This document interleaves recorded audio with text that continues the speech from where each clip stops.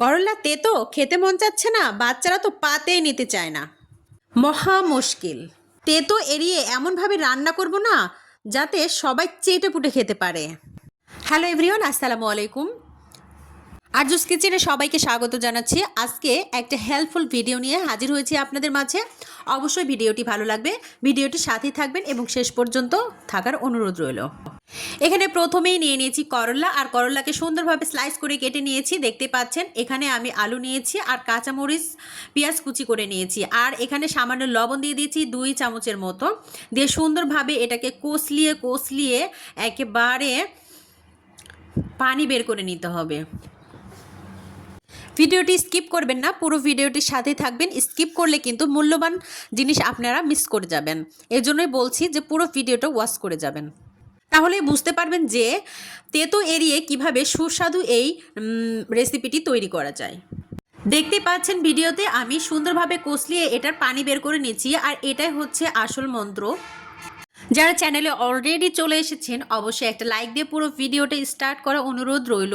আর যারা নতুন বন্ধুরা আমার চ্যানেলে চলে এসেছেন অবশ্যই চ্যানেলটি সাবস্ক্রাইব করে দিয়ে পাশে থাকবেন, এবং নিত্য নতুন ভিডিওগুলো সবার আগে আপনার কাছে পৌঁছে যাবে। ভিউয়ার্স, দেখতেই পাচ্ছেন আমি এই করলাগুলো সুন্দরভাবে লবণ দিয়ে অনেকক্ষণ ধরে এটাকে কষলিয়ে নিচ্ছি, আর কষলিয়ে অনেক সুন্দরভাবে এটাকে পানি বের করে নেব, আর সেজন্যই অনেকক্ষণ ধরে আমি এটাকে কষলিয়ে নিচ্ছি। এবার সামান্য পানি দিয়ে দেব এটা ধোয়ার জন্য, আর এটাকে ধুয়ে নিয়ে আবারও চিপে আমি আরেকটা প্লেটে রেখে দেব।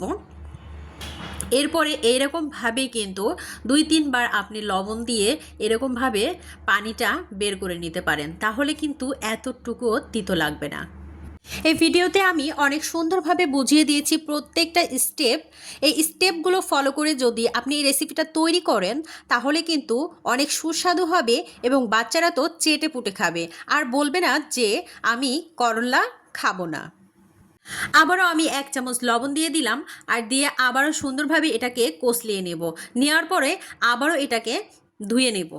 এইভাবে আমি 2-3 বার করে নেব, তবে ভিডিওতে 2-3 বার দেখাইনি, 2 বারই দেখিয়েছি। আচ্ছা, যাই হোক, এখানে সুন্দরভাবে আবারও আমি কষলিয়ে নিচ্ছি।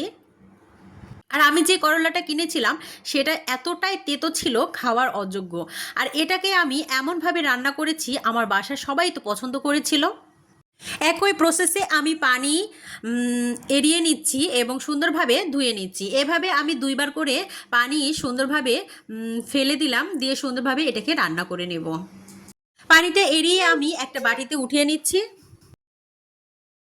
আর এখানে আমি একটা কথা বলে রাখি, অনেকেরই কমপ্লেন থাকে যে এভাবে রান্না করলে করলার পুষ্টিগুণ বজায় থাকে কিনা। আমি কিন্তু এই প্রশ্নের সম্মুখীন হয়েছি, আর সেজন্যই আমি এই ভিডিওর মাধ্যমে আপনাদের বলার চেষ্টা করছি। করলার সবুজ রং বজায় রেখে আমি সুন্দরভাবে রান্না করে নিয়েছি। প্রত্যেকটা স্টেপ ফলো করলে আপনারা বুঝতে পারবেন এর পুষ্টিগুণ বজায় রেখে কিভাবে রান্না করা যায়। প্রথমে আমি চুলায় একটা কড়াই বসিয়ে দিয়েছি, আর এখানে সামান্য তেল দিয়ে দিলাম। তেল দেওয়ার পরে পেঁয়াজ আর কাঁচামরিচ আমি এখানে ঢেলে দেব, আর সুন্দরভাবে এগুলোকে নাড়াচাড়া করে নেব। আর সব ধরনের সবজি যদি হালকা তাপে রান্না করা হয় তাহলে কিন্তু এর রং ও পুষ্টিগুণ বজায় থাকে। আমি সেভাবে রান্না করে দেখিয়েছি ভিডিওতে, এতটুকুও কালার নষ্ট হয়নি করলার। এখানে সুন্দরভাবে আমি নেড়েচেড়ে রান্না করে নিচ্ছি, আর কিভাবে আমি রান্না করে নিচ্ছি এটা একটু ফলো করবেন, তাহলে বুঝতে পারবেন। কুচি করা পেঁয়াজ মরিচ যখন নেড়েচেড়ে একটু কমে আসবে তখনই আমি এখানে দিয়ে দিব আলু, আর আলুটা সুন্দরভাবে নেড়েচেড়ে একটু তেলের উপরে সেদ্ধ করে নেব। আসলে এখানে আমি পানি ইউজ করব না। দেখুন পেঁয়াজগুলো সুন্দর কমে গিয়েছে, আর আমি এখানে দিয়ে দিলাম আলু, আর আলুটা দিয়ে সুন্দরভাবে নেড়েচেড়ে এখানে আমি রান্না করে নেব নেড়েচেড়ে। এখানে কিন্তু এতটুকু পানি ইউজ করব না, আর পানি দেবও না। এখানে তেলের উপরে আমি এগুলোকে ভেজে নেব। এখানে আমি আলুগুলো 5 মিনিটের মতো ভেজে নিয়েছি, আর ভেজে নেওয়ার পরে এখানে দিয়ে দিব আমি লবণ আর হচ্ছে হলুদের গুঁড়া। এই সম্পূর্ণ উপকরণ দিয়ে সুন্দরভাবে আমি আবারও নেড়েচেড়ে এরপরে করলা দিয়ে দিব। ভিডিওর এই পর্যন্ত যারা চলে এসেছেন তাদেরকে অসংখ্য ধন্যবাদ, এবং একটা লাইক দিতে যারা ভুলে গিয়েছেন অবশ্যই একটা লাইক দিয়ে পুরো ভিডিওটি স্টার্ট করার অনুরোধ রইল। সুন্দরভাবে আবারও নেড়েচেড়ে আমি এখানে করলাটা দিয়ে দিব। চিপে রাখা করলাটা আমি এখানে দিয়ে দিলাম। আপনারা অন্যভাবেও রান্না করতে পারেন, তবে করলা আস্তে আস্তে তেলের উপরে ভেজে নিতে পারেন, তবে এভাবেও রান্না করা যায়। আমি করলার তেতোটাকে এড়ানোর জন্য আমি এভাবে রান্না করে নিয়েছি।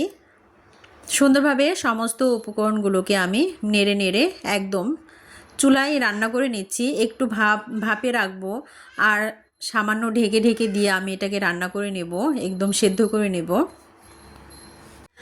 একটা কথা, এখানে অল্প তাপে আমি এটাকে রান্না করে নিয়েছি, একদম বেশি জাল দেওয়া যাবে না। সম্পূর্ণ সব ধরনের সবজিতেই কিন্তু অতিরিক্ত জাল করলে তরকারির মান নষ্ট হয়ে যায়, সবজির মান নষ্ট হয়ে যায়। আর সেজন্য এখানে হালকা তাপ দিয়ে সব ধরনের সবজি একটু হালকা তাপ দিয়ে রান্না করাটাই ভালো। এখানে আমি হালকা তাপ দিয়ে সুন্দরভাবে রান্না করে নিচ্ছি, আর অনেক সময় ধরে এটা রান্না করেছিলাম। ভাজি বলেন আর সবজি বলেন, অনেক সময় ধরে রান্না করলে কিন্তু এটার স্বাদ কিন্তু অনেক ভালো লাগে খেতে। এই যে সুন্দরভাবে রান্না করে নিচ্ছি, আর কালারটাও কিন্তু একদমই নষ্ট হয়নি, সুন্দরভাবে কালারটাও বজায় আছে। ভালোভাবে আমি নেড়ে চেড়ে এটাকে রান্না করে নিচ্ছি।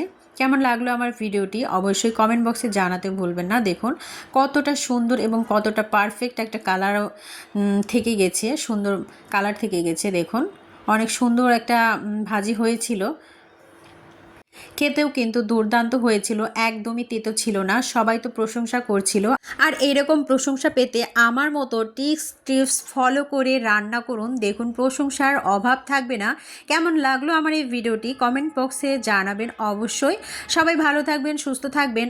আবারও আপনাদের মাঝে হেল্পফুল কোনো ভিডিওর মাধ্যমে দেখা হবে। সবাই ভালো থাকবেন, সে পর্যন্ত আল্লাহ হাফেজ।